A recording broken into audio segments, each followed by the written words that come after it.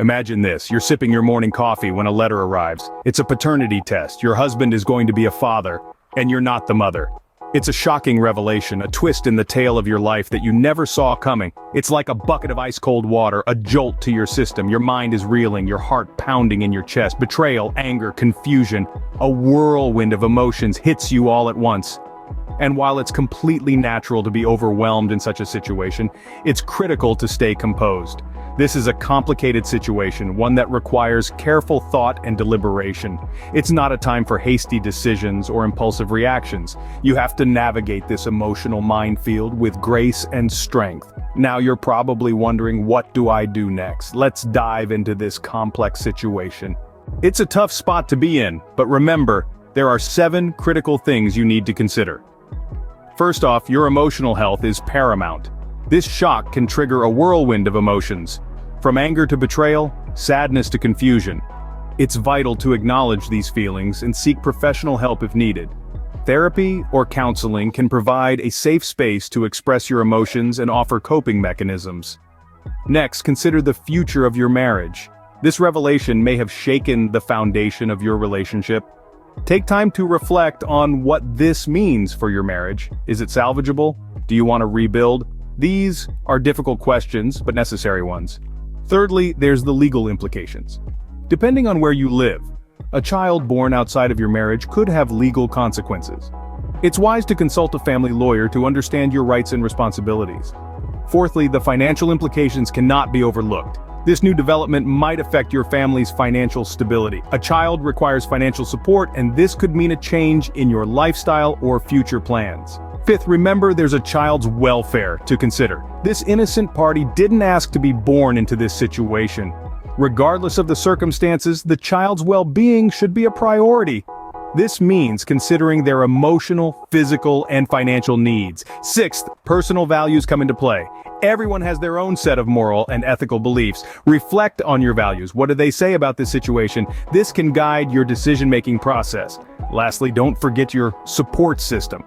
In times of crisis, we often forget we're not alone. Reach out to trusted friends, family, or support groups. They can offer a listening ear, practical advice, or just a shoulder to cry on. These 7 factors will guide you through this storm. Let's delve deeper into each one. First things first, your emotional health. You're on a roller coaster, but remember, it's okay to feel. In the whirlwind of emotions that you're currently experiencing, it's crucial to acknowledge your feelings. You might be feeling shock, anger, betrayal, or even guilt. This emotional storm is normal, and it's okay. Let's consider the hypothetical story of a woman named Linda. Linda discovered that her husband had fathered a child with another woman. She felt a surge of emotions that she couldn't quite understand. She was angry, yes, but she also felt an odd sense of guilt. She wondered if she'd somehow contributed to her husband's actions. Linda's first step was to acknowledge these feelings. She didn't push them aside or pretend they didn't exist. She let herself feel the pain, the anger, the betrayal. It was tough, but it was a necessary part of her healing process. Next, Linda sought emotional support. She confided in friends and family members, sharing her feelings openly. She also sought professional help, speaking with a therapist who helped her navigate this emotional labyrinth.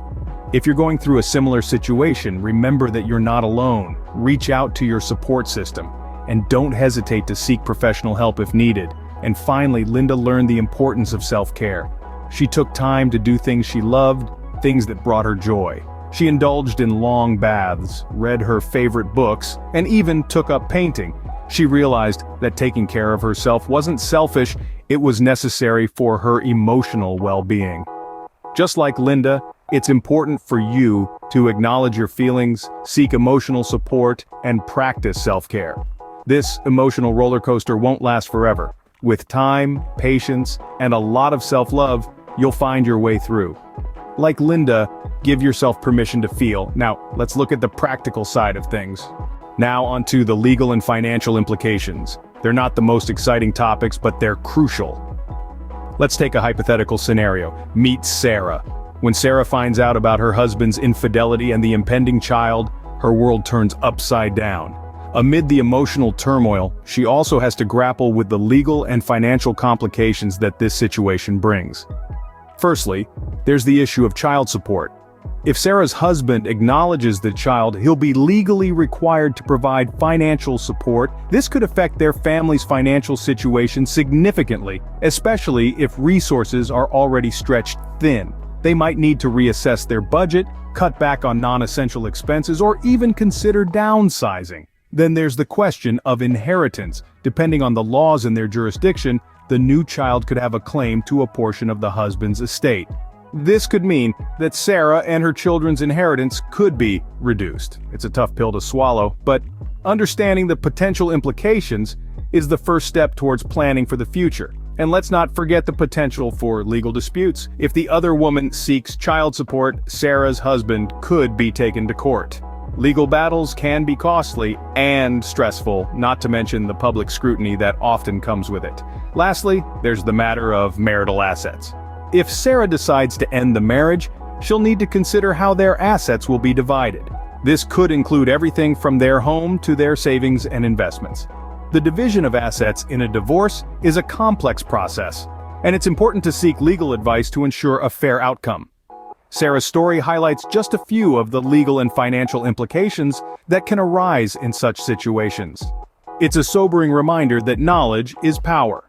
The more informed Sarah is about her rights and the potential consequences, the better she can navigate this challenging time. Navigating legalities and finances might be daunting, but being informed like Sarah is your best defense. Lastly, let's talk about forgiveness. It's a difficult pill to swallow, but it might be what you need. It's not about excusing the actions of your husband, but rather, it's about finding inner peace and emotional freedom. It's about not letting the past dictate your future. Imagine Rachel, a woman just like you. She found out that her husband had a baby on the way from another woman. The news, of course, hit her like a ton of bricks. She was devastated, angry, and felt betrayed. But Rachel made a choice not many would find easy. She chose to forgive. Why? For one, she understood that harboring anger and resentment was only harming her. It was like drinking poison and expecting the other person to suffer. She realized that forgiveness was the antidote. It didn't mean she had to forget what happened or that she had to trust her husband immediately. It simply meant she was ready to let go of the negative emotions that were holding her back.